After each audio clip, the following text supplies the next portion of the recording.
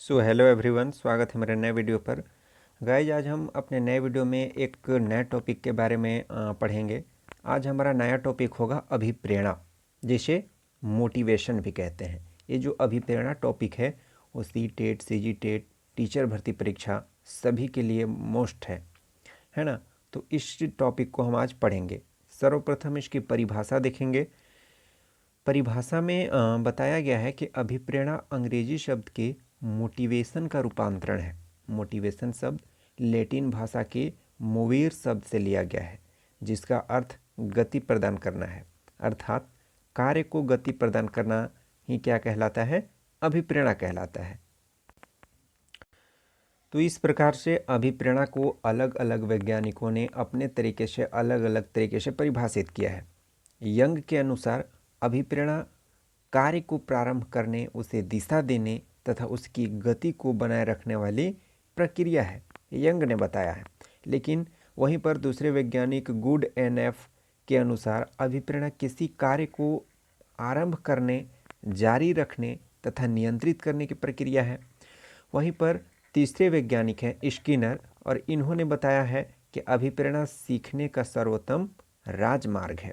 तो इस प्रकार से अभिप्रेरणा की जो परिभाषा है वो अलग अलग वैज्ञानिकों ने अपने तरीके से अलग अलग बताया है। अब अभिप्रेरणा में की जो विशेषताएं हैं उसको हम देखेंगे, और अभिप्रेरणा की बहुत सी विशेषताएं जो हैं 2022 के टेट एग्ज़ाम में, 2022 के टेट एग्ज़ाम में और 2014 में मतलब आते ही रहती है। इसकी जो विशेषता है बहुत ही मोस्ट है, और इसमें से लगभग एक विशेषता जो है घुमा करके एग्ज़ाम में पूछ लिया जाता है। तो अब हम इसकी विशेषताओं को देखेंगे। तो विशेषताओं में पहला विशेषता है कि अभिप्रेरणा के स्वरूप में परिवर्तनशीलता तथा शक्ति संचालन के लक्ष्य विद्यमान होते हैं।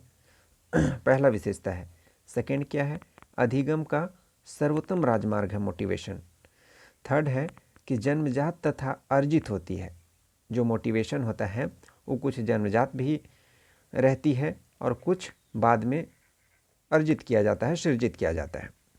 चौथा है कि यह व्यक्ति को उद्देश्य प्राप्ति के लिए निर्देशित करता है। मोटिवेशन की विशेषता है, पूछ देगा क्वेश्चन कि व्यक्ति को उद्देश्य प्राप्ति करने के लिए निर्देश देती है, और 4 ऑप्शन दे देगा, तो उसमें से एक मोटिवेशन डाल देगा, है ना। तो इस प्रकार से घुमा करके क्वेश्चन को पूछ देता है। 5वां नंबर है कि इसके अंतर्गत सभी तरह के आंतरिक और बाह्य उद्दीपक सम्मिलित होते हैं। 6ठा नंबर है कि प्रोत्साहन से यह अधिक प्रभावित होती है। 6ठा के बाद 7वां हो जाएगा कि इससे व्यक्ति में निरंतरता आती है, कंटिन्यूटी आती है। जब कोई व्यक्ति किसी कार्य को करने के प्रति आलस्यता आने लगती है, तो ऐसे परिस्थिति में जब उसे मोटिवेट किया जाता है अब उसके लक्ष्य के प्रति, तो पुनः अपने कार्य को कंटिन्यू करने लगता है, तो कार्य के प्रति निरंतरता आती है। ये मोटिवेशन की विशेषता है। अगला नंबर है कि इसमें व्यक्ति का व्यवहार लक्ष्य से निर्धारित होता है ना। अगला इसकी विशेषता है कि इससे व्यक्ति में ऊर्जा परिवर्तन लाती है। यह मनोशारीरिक एवं आंतरिक प्रक्रिया है। यह साध्य न होकर के क्या है? साधन है मोटिवेशन। यह व्यक्ति को कार्य करने के लिए प्रेरित करता है। इसकी गति प्रत्येक व्यक्ति में भिन्न भिन्न होती है। इसका संबंध मनोविज्ञान से है, जो प्रत्येक व्यक्ति के अंदर से आती है। इसके कारण संपूर्ण व्यक्तित्व अभिप्रेरित होता है। अगला है कि बालक को अनेक प्रकार से अभिप्रेरित किया जा सकता है। इसके बाद यह निरंतर एवं गतिशील प्रक्रिया है। यह मानवीय संतुष्टि का कारण तथा परिणाम दोनों होता है। यह मूल रूप से मानवीय साधनों एवं आवश्यकताओं से संबंधित होता है। प्रभावी और स्थायी शिक्षा ग्रहण करने के लिए योग्यता और अभिप्रेरणा के वांछित स्तर की आवश्यकता होती है। तो इस प्रकार से इसकी जो है बहुत से विशेषताओं को हमने देखा, और स्टेट एग्ज़ाम हो, टीचर भर्ती परीक्षा हो, चाहे सी टेट हो या सी जी टेट हो, किसी में भी इसकी विशेषताओं को एकदम डायरेक्टली पूछ देता है। जैसे पूछ देगा कि मोटिवेशन खाली स्थान है, तो हो जाएगा कि निरंतर प्रक्रिया, गतिशील प्रक्रिया, इसी प्रकार से 4 ऑप्शन दे देगा। तो इसके उद्देश्य को विशेषता आप याद रखेंगे, विशेषताओं को। आगे देखेंगे अभिप्रेरणा के प्रकार। तो अभिप्रेरणा के ऊपर में हम देखे थे कि ये जन्मजात और सृजित दोनों होती है। तो अभिप्रेरणा को प्रकृति एवं स्थिति के आधार पर ये जो अभिप्रेरणा होती है वो भिन्न भिन्न होती है।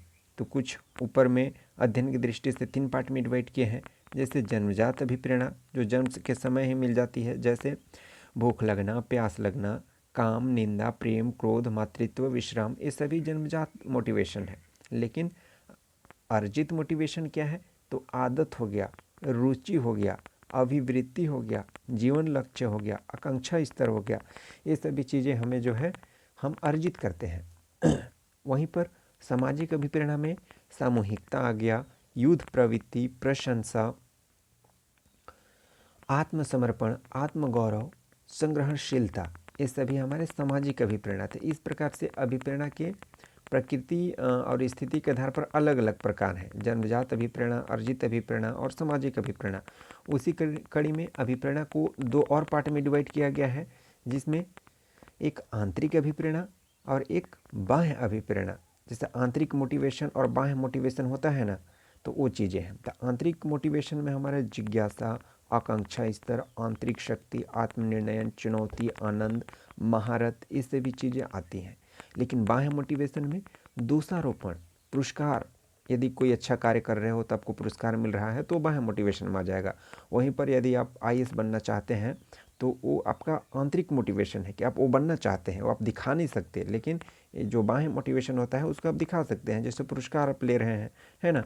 तो अगला क्या है? प्रशंसा, श्रेणी, दंड, अंक, सहयोग, प्रतियोगिता, ये सभी बाह्य मोटिवेशन के प्रकार हैं, उदाहरण हैं। अभिप्रेरणा पॉजिटिव और नेगेटिव यानी सकारात्मक और नकारात्मक भी होती है। सकारात्मक में जन्मजात, प्राथमिक, अनसीखी, जैविक, प्राकृतिक, प्राथमिक से भी आते हैं। लेकिन नकारात्मक नेगेटिविटी में क्या आता है? बाह्य, अजैविक, सामाजिक, कृत्रिम और द्वितीयक, इस प्रकार से डिवाइडेड होता है। घटक की बात करें तो जॉन पी डिसेको ने अभिप्रेरणा के 4 घटक बताए हैं। घटक के आधार पर भी इसे 4 भागों में डिवाइड किया गया है, जिसमें उत्तेजना, आकांक्षा, प्रोत्साहन और दंड है। उत्तेजना में कार्य के प्रति उत्तेजना, है ना। आकांक्षा में प्रबल कामना या चिंतन करना, प्रोत्साहन में कार्य की चाह या इच्छा रखना, और दंड में दंड से भय हो जाएगा। अन्य घटक में संक्रिमण, दृढ़ता, तीव्रता, इस प्रकार से आती है। तो अभिप्रेरणा के प्रकार मुख्य रूप से हमें 3 प्रकार की अभिप्रेरणा देखा हमने, एक जन्मजात, एक अर्जित और एक सामाजिक। फिर दूसरे टाइप में अभिप्रेरणा का क्या देखा? आंतरिक अभिप्रेरणा और फिर बाह्य अभिप्रेरणा। फिर तीसरे टाइप में अभिप्रेरणा हमने देखा सकारात्मक और नकारात्मक रूप, जिससे कि पॉजिटिविटी होती है एक मोटिवेशन में और एक मोटिवेशन में नेगेटिविटी होती है। तो उन चीज़ों को हमने देखा। तो इस प्रकार से हमने इस टॉपिक को कंप्लीट किया। तो इसी प्रकार की नॉलेजेबल वीडियो के लिए, और यदि आप CTET, CGTET टीचर भर्ती परीक्षा की तैयारी कर रहे हैं तो हमारे चैनल के साथ जुड़िए। हमारे चैनल को सब्सक्राइब कर दीजिए, बेल आइकन घंटी को दबा दीजिए, ताकि आने वाला जो नया वीडियो है वो आप तक सबसे पहले पहुंच सके।